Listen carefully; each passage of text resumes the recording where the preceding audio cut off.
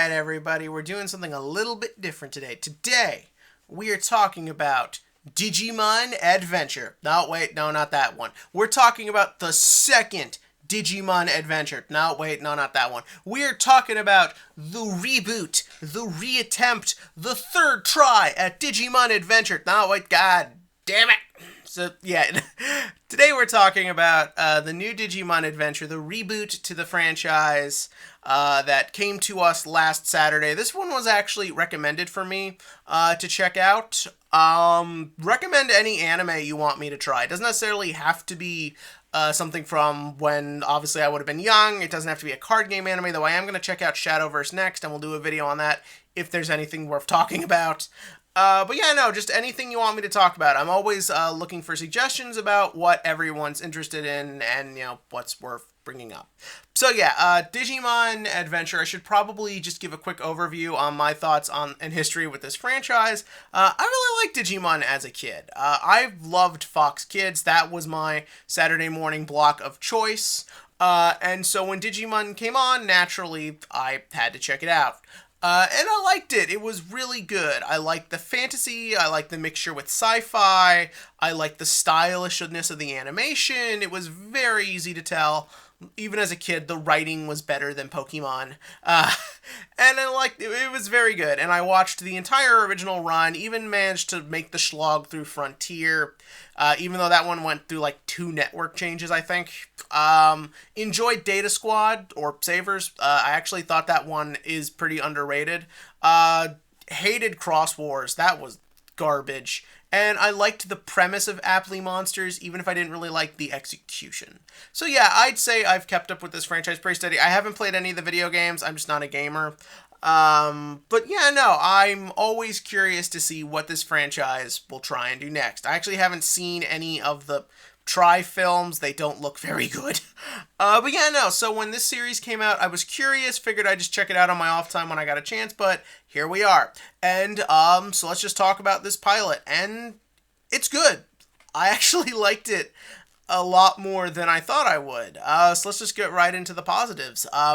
First and foremost, love the visual style. Like, oh wow, the way they were able to replicate those original visuals and still make them kind of feel modern and to today's standard is really fucking incredible. Like, you don't see that a lot every day. Like, in my opinion, 90s and early 2000s, before kind of the giant eyes, no nose boom started, have this, like, style to it that we just don't get anymore, and Digimon really wanted to have a style to it, and I think it's done here very well. But there is modern animation techniques. The fight choreography is very good. I like a lot of the new added details on everyone's outfits. My favorite detail was probably like when you see Greymon, he's about to give his big attack, you see his belly like really expand, like Thanksgiving dinner style, and I think that's a really nice touch. So the visuals are definitely one of the big positives that stand out for me.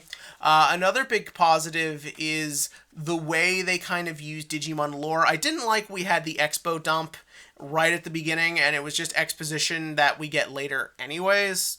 But I like little things they added. I like that their crests are used as like symbols right away. You could definitely tell, even as a kid in the original Digimon, stuff was being made up on the fly, which is fine. You don't always need everything developed at the beginning. You can introduce stuff later. It's fine, but I think it is better when you have these elements to really start utilizing them early so you can come up with new creative ways to use them. I also like the introduction of Izzy. I know that's a weird thing to specifically point out, but I like that he's kind of this shy computer kid. I think that's a very nice touch, because in the original, if I remember correctly, he was already friends with Tai, so we never really got a sense of who he was besides Tai's sidekick and then just the computer kid. So adding that he's shy and that's why he gets into tech is a nice little touch. I also like that they're not afraid to show his intelligence with computers. One of the gripes I had about Aptly Monsters was it didn't feel like a technological based show. It felt like adults in their 40s trying to show technology to children. Like that sort of, we don't really get it, we don't get how you understand it, so we're just going to try and do our own dumbed down version. No, I like the way how in all this, everything is explained. I like that it understands that you understand technology, and I thought it was done in a way that I think kids can understand and that kids would present that information.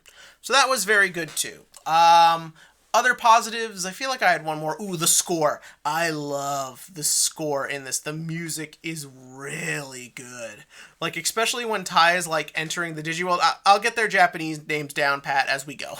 But I love the music when he's in the Digiworld, and the way it kind of, like, just the way, like, that sort of mystery but intrigue is presented. It's really good, and I love the music throughout. Fight choreography is pretty good. I think I brought that up already. So yeah, that's it for positives. Nothing too bad as far as negatives go, but just some stuff worth addressing. Last positive. I like that it carries over the theme of how much our world relies on technology from Appley monsters. Like, the idea that just one Digimon messing with something could lead to so many people dying on the train, I think is a really good touch. I do like that they also give Tai personal stake. In this, his mom and sister would be killed if he doesn't do something, which is a nice little segue into our negatives. The first negative I have is Tai. Tai is not an interesting character. He's easily the most boring Digidestined, maybe even the most boring character in the whole franchise, because he doesn't have the interesting backstories of the rest of them. He doesn't have much of a personality besides excited go-getter. He's just a character who exists. He's just there to be the leader. He's there to be in charge. And in this, he's there to be the point of view character, which could become a problem later. It didn't bother me so much because it's just a first episode. But if they don't do something with this guy, it is not going to go anywhere. Like, even the way he's introduced is just, I'm Mr. Perfect. I'm perfectly caring towards my sister. I'm perfectly caring towards my mom. I'm responsible. I'm nice to kids I don't know. Like, he's just perfect, and it always pisses me off when shows go with that. Other negatives... hopefully everyone else isn't just presented as Tai and friends. I know that's speculation at this point, but after his good introduction scene, Izzy was just there to expo dump. And introducing Matt is just like a generic rival type character at the end there. It's a little worrisome. But again, we'll have to see where it goes. It's just a first episode.